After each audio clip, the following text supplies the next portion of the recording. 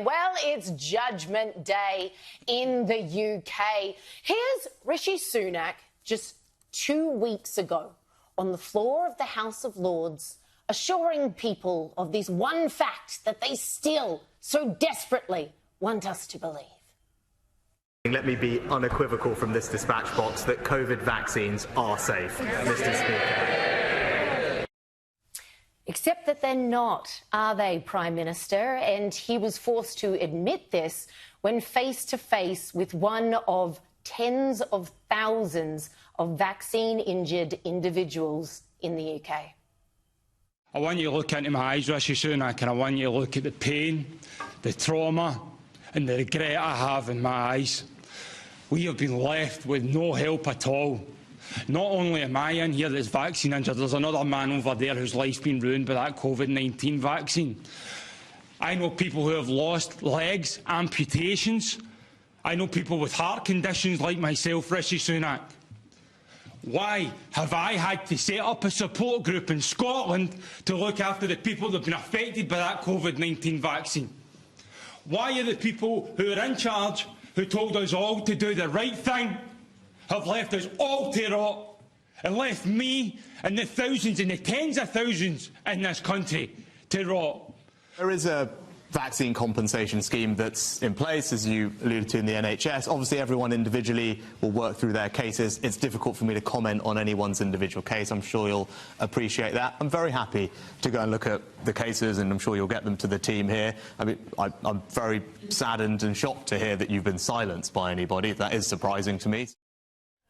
You flat-out liar. You said 2 weeks ago, unequivocally, your own word, unequivocally safe. Then why is there 30,000 people in that gentleman's support group, Prime Minister? And why are you admitting outright, just 2 weeks later to him, oh, there is a vaccine injury compensation scheme, much like we have here in Australia? Why are you still saying it's safe?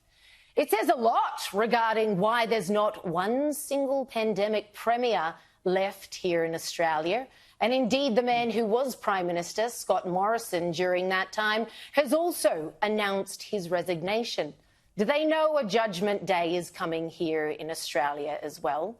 Meanwhile, here in our own parliament, here is Senator Jared Rennick, who has done absolutely everything to hold the government to account for the complete and utter lies it told over the pandemic. Here he is simply trying to find out how safe these vaccines are. He's asking the TGA for batch details. At the last set of estimates, I put a question on notice that asked for evidence and results of safety testing in regards to commercially produced batches.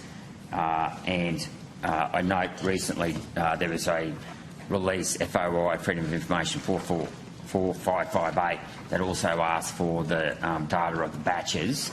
And in your answer to my response was a link that had no actual data in it. And I note that the FOI for 4558 was 70 pages of blanked out data. Can we get the batch information that was asked in this FOI that shows what was in the batches and the batch testing, please? Senator, I appreciate the irony, but I might have to take that on notice. That does predate my arrival. That's fine, but what I want is a commitment from you to be completely transparent about what was in those batches. I will give you a commitment to be as transparent as I can within the constraints of our freedom of information requirements. Why will the TGA not disclose their batch testing results? You saw the page Jared Rennick held up there. The whole thing was redacted. It was a page of black. The Therapeutic Goods Administration of Australia, you forced millions of people to take this. You swore till you were blue in the face it was safe. We deserve to know.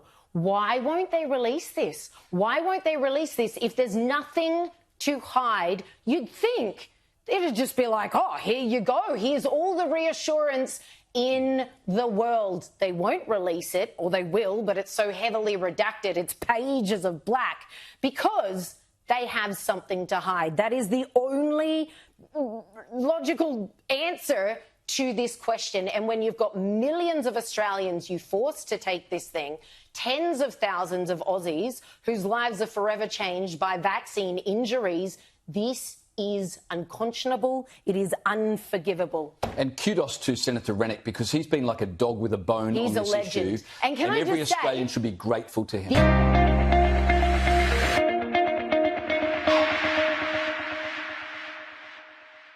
Authorised G. Rennick, LNP Chermside.